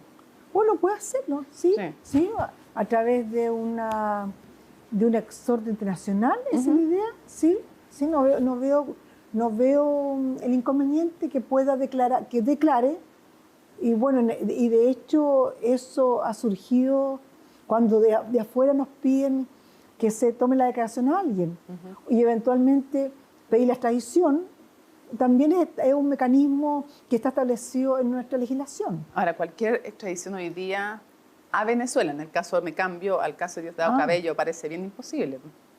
¿Quién sabe? A una No dictadura sé. es bien difícil.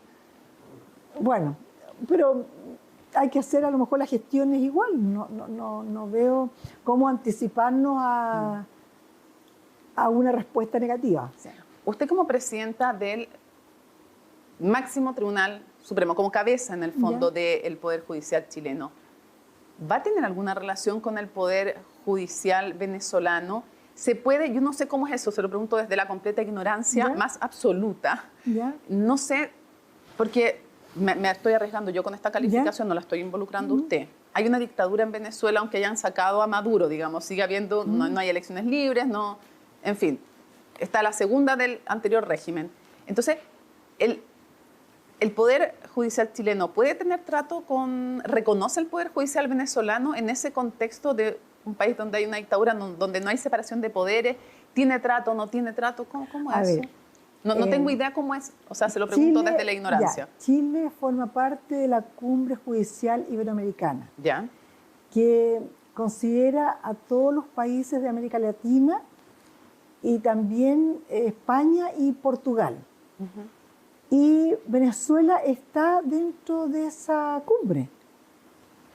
Y consecuencialmente nos relacionamos de Poder Judicial a Poder Judicial con el Poder Judicial de Venezuela y hay un representante de ellos, así, yo soy coordinadora nacional por parte de Chile.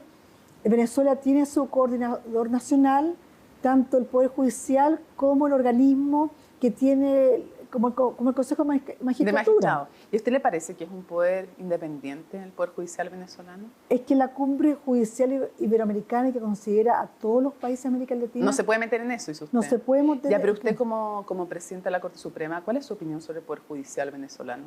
¿Puede darla? No puedo darla, no, porque son mis pares. No puede darla. ¿Y puede darme su opinión como ciudadana, una opinión general de lo que vimos en estos días en Venezuela? ¿Y por qué? Porque se ha dado una discusión súper interesante en el ámbito del derecho internacional, ministra, y me gustaría saber qué piensa usted entre quienes, voy a tratar de ser fiel a la representación de las posturas que hay en pugna, entre quienes dicen aquí lo más importante es que sacaron a un dictador, dicen uno. Estados Unidos, que sacó al dictador desde Venezuela, literalmente lo sacó. Otros dicen aquí se ha violado el derecho internacional y nunca por el derecho internacional se debe y respetar, en el fondo, esos principios que exigen pasar por ciertos mecanismos colectivos para validar el uso de la fuerza. La fuerza no puede ser autorizada unilateralmente, a menos que haya una agresión directa entre dos países en guerra. Y otros terceros que dicen, esto tiene más matices, pero hay que ver, además, si va a irse una transición o si básicamente se saca un dictador y queda otro. ¿Cuál es su opinión como jurista del uso de la fuerza para derrocar a un dictador, que es un tema apasionante, encuentro? Yo como jueza creo que está el derecho internacional, esa es la vía, ¿sí? Y hay que respetar las normas que nos damos para la convivencia pacífica de todos los países. Y ahí está regulado cómo se debe llevar a cabo las mociones en torno a lo que tú me estás planteando. Pero yo creo que el derecho internacional hay que respetarlo. Y aquí hay una violación del derecho internacional, porque no se hizo por la vía de una acción colectiva. Solo digo que hay que respetar el derecho internacional. Y finalmente, ministra, ¿qué espera usted del próximo gobierno? De su relación con el próximo gobierno. Entiendo que ya se reunió, de hecho, con el presidente electo, pero me gustaría saber... No me reuní. ¿No se reunió? No, se reunió la Contralora. Sí, la Contralora se reunió, ya. No se reunió todavía con el presidente porque usted no había asumido, pues, todavía como... Claro, sí. Es verdad, ya. ¿Tiene planeado reunirse con el presidente electo José Antonio Kast? Si lo tiene planeado o no. ¿Y qué espera usted en términos generales del próximo gobierno? Obviamente que me voy a reunir con él, ¿sí? Está solicitada la audiencia. ¿Usted ya la solicitó o él la solicitó? Él la solicitó, sí. Ya. Él la solicitó, ¿sí? O sea, ¿se van a reunir prontamente? Sí, prontamente. Bueno, y lo que uno espera del Poder Ejecutivo, que exista respeto, que exista una comunicación amplia, efectiva, que se nos invite a conversar, porque hay muchas cosas que conciernen al Poder Judicial que es menester conversar con el gobierno de turno, como lo hemos hecho hasta ahora. Hay muchas leyes que hay que implementar, que se requiere una escucha activa, y eso es lo que yo pretendo. O sea, además hay proyectos de ley que surgen, que las mociones del Ejecutivo, que lo que yo espero es que nos pidan un preinforme para poder conversar qué es lo mejor para efectivamente poder abordar las tareas del Poder Judicial, para poder que sea una justicia oportuna y bueno, y que no recarguen el trabajo de los tribunales sin la minuta financiera necesaria, porque realmente eso significa tener que dejar de lado otras cargas que se van acumulando. Lo que me está diciendo es que esperaría un incremento del financiamiento del Poder Judicial o no el próximo presupuesto, porque no sé si quedaron medio estrechos. No, si el presupuesto de este año fue aceptado, o sea, ya ese... No, sí, pero no sé si quedaron bien o está medio corto. No, quedamos bastante bien, o sea, menos de lo que queríamos, pero bastante bien. Es importante. Pero ahí hay un recado que puede pasar. Pero que sea un poquito más generoso el próximo año el presupuesto para el Poder Judicial. Claro, pero que no a mitad de año nos resten de presupuesto como nos pasó el año pasado. Ya, eso va a ser una aprehensión que usted le va a manifestar al presidente electo. Claro, porque en realidad... Que no le haga un ajuste a mitad del año. Claro, porque en realidad que el Poder Judicial funcione es garantía para todos. O sea, que las instituciones funcionen es lo que corresponde en un Estado de Derecho, ¿ya? Entonces, eso es necesario.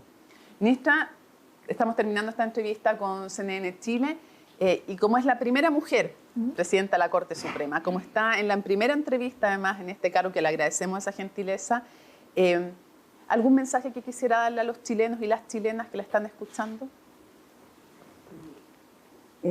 Bueno, que deben confiar. A ver, mi trabajo y también de la Corte Suprema es recuperar la confianza, la credibilidad en el Poder Judicial, y vamos a realizar todas las acciones posibles para obtener aquello, y no solo lo concerniente a la probidad, sino en la oportunidad del fallo y las causas, que es muy importante mejorar, si es necesario, también el trato a las personas que acuden a los tribunales, y para eso, como dije en mi discurso, voy a realizar todas las acciones que estén dentro de mí, y también solicitaré al Pleno que algunas acciones las tomemos en conjunto. Disculpe, pero de lo que usted me dijo me surge una última breve pregunta. Si usted tuviera que hacer una crítica o una autocrítica, porque es parte del Poder Judicial, en este ejercicio de hablarle a los chilenos, ¿en qué se ha equivocado el Poder Judicial en estos años horribles?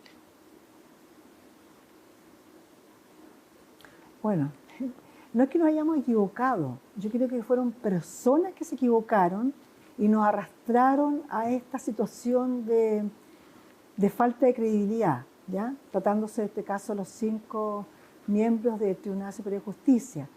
Y yo creo que estamos en la justicia... ¿Pero les faltó proactividad en un primer momento, rapidez o dureza? Bueno, se iniciaron sumarios. Y claro, como dije, los términos son muy diferentes a los que tiene el Congreso Nacional. Tenemos un reglamento que nos dimos precisamente para respetar el derecho a la defensa. Y para eso, bueno, hay que dar plazos para que contesten, abrir términos